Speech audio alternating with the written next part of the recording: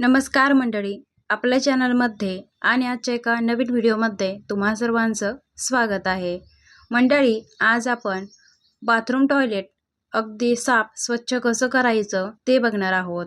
जर भांड्याचा रंग पांढरा असेल तर ते लवकर खूप घाण होते, त्यावरती डाग दिसतात आणि खूप काही जुने डाग जर असतील ना तर ते सहजासहजी निघत नाही. आपण ॲसिड आणतो, पण त्या ॲसिडचा किंवा ॲसिड टाकताना भरपूर अशी काळजी घ्यावी लागते. मग आपण ॲसिडसारखाच परिणाम म्हणजे जसं ॲसिडने परिणाम होतो, भांडे घासल्यानंतर फरशी अगदी पांढरीशुभ्र निघते किंवा ते टॉयलेट बाथरूमचं भांडं असो ते खूप छान असं क्लीन निघतं. पण आज आपण त्याच ॲसिडचा परिणाम घरातीलच वस्तू वापरून करणार आहोत. तर इथं पाहू शकता भरपूर असे जुने डाग या फरशीला आहेत आणि त्या भांड्याला देखील पडलेले आहेत. आपण आज हे संपूर्ण डाग कोणतेही ॲसिड न वापरता घरातीलच वस्तू वापरून करणार आहोत. त्यासाठी मी इथं प्लास्टिकचा मग घेतलेला आहे. या मगमध्ये मी पाणी घेतलेलं आहे. पाणी तुमच्या गरजेनुसार कमी अधिक घेऊ शकता. इथं मी अर्धा मग भरून पाणी घेतलेलं आहे. त्यामध्ये घेतलेलं आहे पोहे खाण्याचं 3 चमचे मीठ, बारीक मीठ घेतलेलं आहे आणि मीठ अगदी तुम्ही साधं मीठ घेतलं ना ते पण चालेल किंवा मोठं मीठ, जाडसर मीठ ते देखील तुम्ही इथं घेऊ शकता. त्यानंतर मी इथं सुकलेलं एक लिंबू घेतलेला आहे. या लिंबाचं रस जो आहे तो या पाण्यामध्ये मी असा काढून घेत आहे. आता तो लिंबू इथं नाही वापरला तरीही चालेल, कारण आपण याच्यामध्ये सायट्रिक ॲसिड घेतलेला आहे. त्यानंतर मी इथं घेणार आहे पोहे खाण्याचे 3 चमचे सायट्रिक ॲसिड आणि ते पाण्यामध्ये असे चमच्याने हलवून घ्यायचं आहे, म्हणजे सायट्रिक ॲसिड संपूर्ण असं पाण्यामध्ये विरघळून जाईल. त्यानंतर मी इथं घेणार आहे हार्पिक, जे आपण टॉयलेट क्लीन करण्यासाठी हार्पिक वापरतो, अगदी तेच हार्पिक मी इथं घेतलेलं आहे.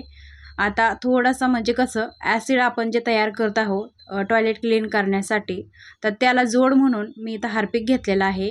जर तुमच्याकडे उपलब्ध नसेल तर नाही वापरलं तरीही चालेल. तुम्ही फक्त हे पाणी तयार करून फरशी किंवा जे भांडं आहे ते क्लीन करू शकता.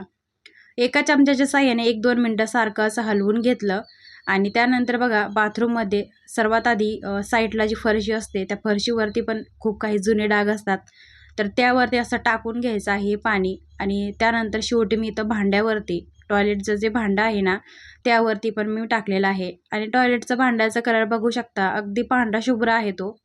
पण या पांढऱ्या शुभ्र भांड्याला म्हणजे काहीतरी मळलं किंवा ते घाण झालं की लगेच दिसून येतं. त्यानंतर मी इथं घेतलेलं आहे सिल्वर कलरची घासणी. भांडे घासल्यानंतर किंवा ती खूप जुनी झाली किंवा ती खूपच म्हणजे वापरात न येणारी, तसं आपण त्यावेळेस आपण काय करतो की ती घासणी फेकून देतो.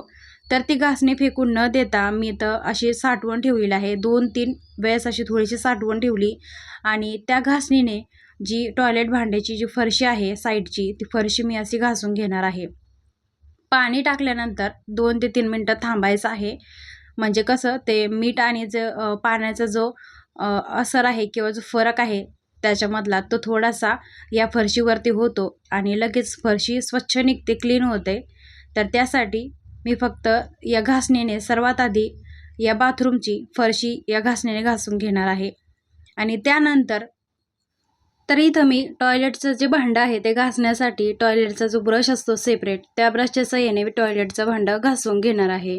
तर इथं पाहू शकता 2 ते 3 मिनटं पाणी टाकल्यानंतर हे छान असं भिजलं जातं आणि त्यानंतर लगेचच भांडं ते स्वच्छ क्लीन झालेलं आहे.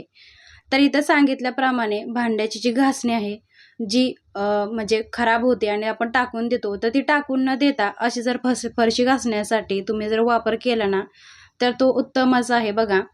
कारण त्याने फरशी खूप छान निघतात, तिचे डाग जे आहेत ना ते सहज निघतात आणि अशा प्रकारे जर म्हणाल ना तर आपण खूप चिवट किंवा खूप जुने डाग असतील तर ते सहज या घासणीने निघतात. तर इथून पुढे तुम्ही अशी घासणी नक्कीच जपून ठेवा.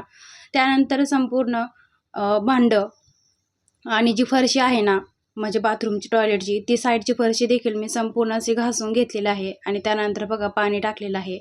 तर संपूर्ण फरक तुम्ही पाहू शकता, इथं तुमच्या डोळ्यासमोर आहे किती फरक झालेला आहे. तर बघू शकता तुम्ही इथं भांडं अगदी पांढरे शुभ्र स्वच्छ निघलेलं आहे. ऑलरेडी भांड्याचा कलर देखील पांढराच आहे, पण खूप काही स्वच्छ निघलेला आहे. फरक देखील जाणवतो आणि यामध्ये आपण जे सायट्रिक ॲसिड म्हणजेच लिंबू सत्व आणि जे मीठ वापरतो ना त्यामुळे झुरळं, पाली किंवा हे असे जे भांड्यामधून निघतात ना गांडूळ वगैरे ते सुद्धा निघत नाही. कीटक वगैरे जे निघतात ते सुद्धा होत नाही. माशा वगैरे बसत नाही.